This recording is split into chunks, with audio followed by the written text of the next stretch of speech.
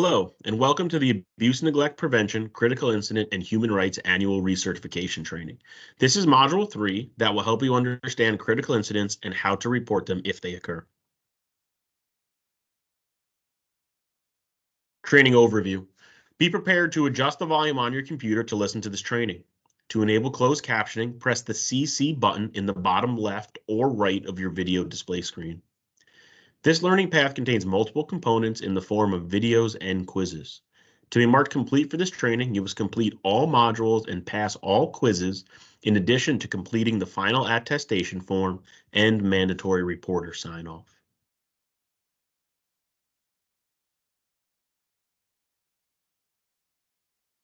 Training objectives.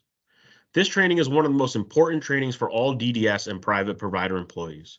There will be a lot of information that we cover today, including reviewing and understanding the definition of critical incidents, discussing minor, moderate, and severe injuries, reviewing steps on reporting a critical incident during normal business hours and after hours or on weekends, understanding the role of a mandatory reporter and the expectations in their position with DDS or a DDS qualified provider.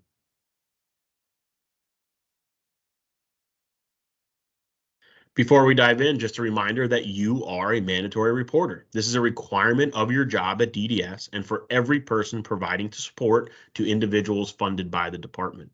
Regardless of your title, you are a mandatory reporter. This means reporting abuse and neglect 24 hours a day, 7 days a week, not just when you are at work. It also means you don't have to have proof. You may be a witness, meaning you saw it or heard it, or even if you suspect it, you should report it.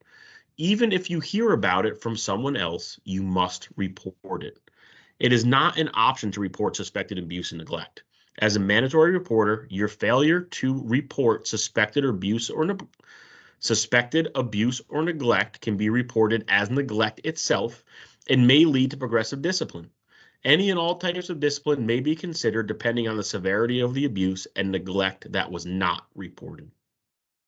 To elaborate on the Connecticut General Statute 46A-11B, allegations should not be called in just because a supervisor tells an employee to do so or as a means of covering one's own best interest.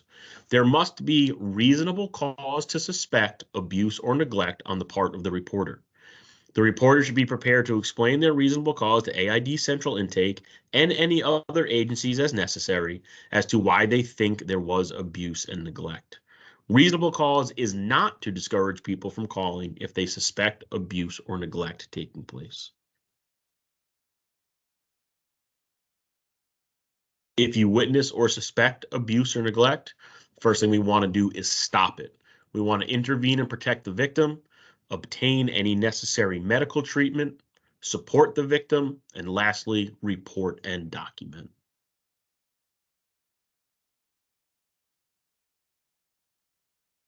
Defining a critical incident. An incident, as defined below, which requires immediate reporting to the DDS regional director or designee. Death that resulted from an injury. Severe injury that requires a hospital admission. Vehicle accident causing a severe injury. Missing person who has been reported to the police. Fire caused by the individual that required emergency response or involving a severe injury. Police arrest of the individual. Or if the individual is a victim of aggravated assault or forcible rape.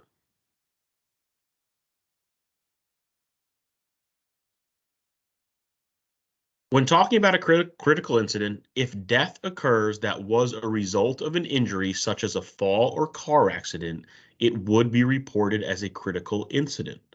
The DDS manual also states that a death report form should also be completed. If abuse or neglect is suspected in contributing to the death of an individual for whom DDS has direct or oversight responsibility, AID should be notified immediately.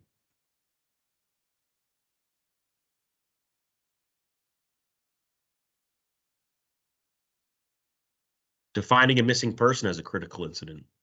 An individual whose whereabouts is unknown and whose supervision needs or pattern of behavior is cause for concern for reasons of safety and well-being beyond a time normally expected for that individual as defined by the individual's planning and support team or agency policy, and the individual's absence has been reported to the police as a missing person.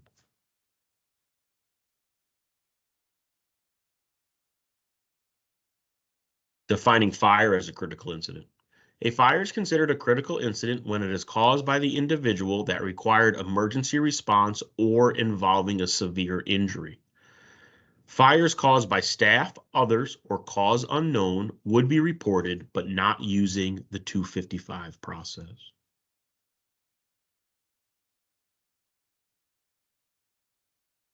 Unusual incidents. A behavior or a situation specifically listed as an unusual incident type that is dangerous or life-threatening to the individual or others, is illegal, requires police involvement, involves fire setting by the individual that does not require an emergency response, requires assessment in a hospital emergency room or department, is significant, extreme, or worrisome behavior not addressed in the individual's behavior program guidelines, incidents not reported as accidents without injuries, unplanned emergency room or hospital admissions that are not related to an injury, and other similar types of incidences.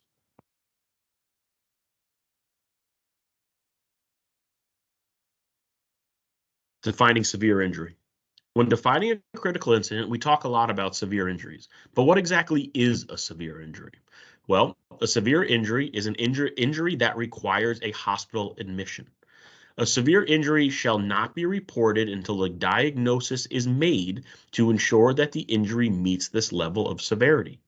This also includes car accidents that require hospital admission. This does not include a trip to the emergency room without admission. If a car accident occurs, individuals must be seen by a medical professional. However, without the diagnosis of a severe injury or hospital admission, this would not be a critical incident. Defining minor and moderate injuries. While a severe injury is considered to be a critical incident, a minor or moderate injury is not a critical incident. If an individual is injured, the nurse on call will make the determination if the injury is minor or moderate. Moderate injuries are reported on a 255 form and a communication log and should be sent to DDS for data entry. Minor injuries are reported on a minor injury log or communication log, depending on your agency. Minor incidents are not sent to DDS for data entry. They are reviewed by the individual's planning and support team and direct care support staff. If there is reasonable cause to suspect abuse or neglect and an injury is not documented, a report should be made to AID and other reporting agencies as necessary, and a written report should be completed as follow-up to the verbal report.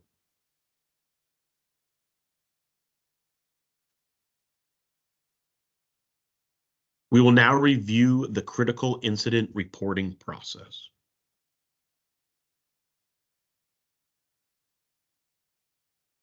Steps to take when reporting a critical incident. If a critical incident occurs, a 255 form must be completed and sent by encrypted email to the regional email address or faxed. During normal business hours, the responsible program staff should report the critical incident to the individual's guardian or legal representative before the end of their shift. Additionally, during business hours, the responsible program staff should also report to the DDS regional director or designee prior to the end of the staff person's shift of the incident's occurrence or discovery. Please note that when we talk about normal business hours, those are weekdays from 8 a.m. to 4:30 p.m.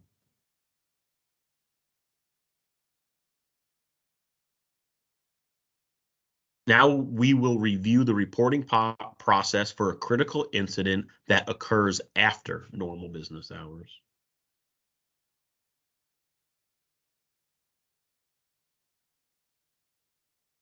In the public sector, according to the DDS Directive number 18-1 Attachment A, the regional director or designee should be contacted at 860-966-2983. The additional appropriate notifications that may need to be notified depending on the critical incident would include a DDS case manager, the individual's guardian or legal representative, if applicable, regional health services director, DDS residential manager, 911 or local authorities, and the nurse on call or designating nurse. If a critical incident occurs, the supervisor or manager on duty can assist with the appropriate notifications that need to be made in accordance with the DDS Directive 18-1.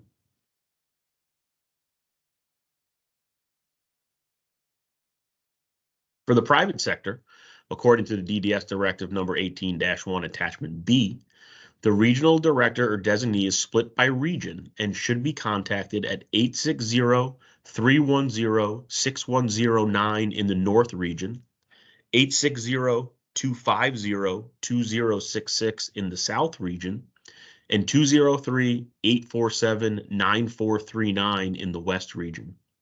The additional appropriate notifications that may need to be notified depending on the critical incident would include DDS case manager, the individual's guardian or legal representative, if applicable, regional health services director, 911, and local authorities.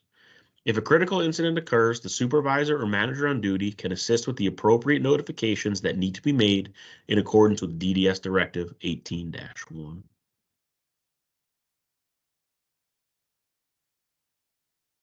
Where do I send a critical incident report?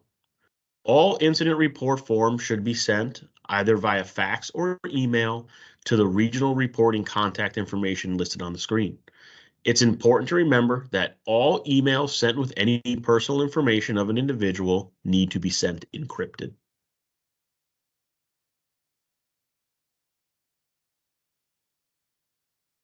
Remember, you are a mandatory reporter, 24 hours a day, 7 days a week, not just when you were at work.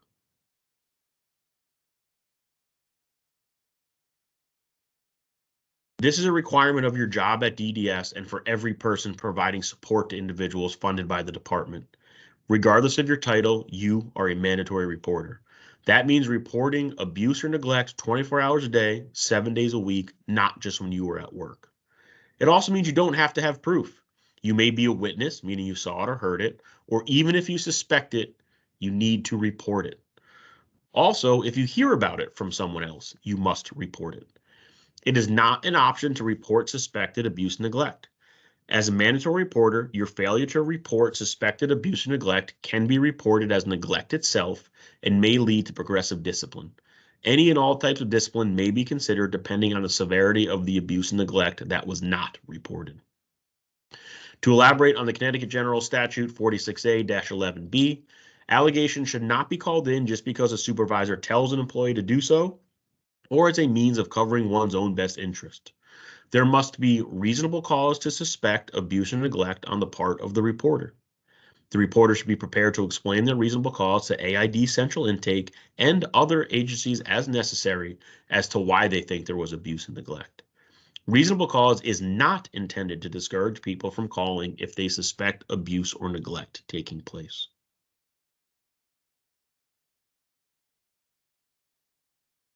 It's now time to take your Module 3 quiz. You must receive 100% on the quiz in order to move on to Module 4 of this training. If you have any questions, please contact the training division at DDS or a training representative at your agency for additional information.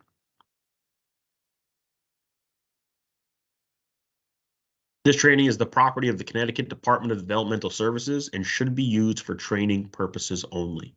This material should not be sold or used for profit.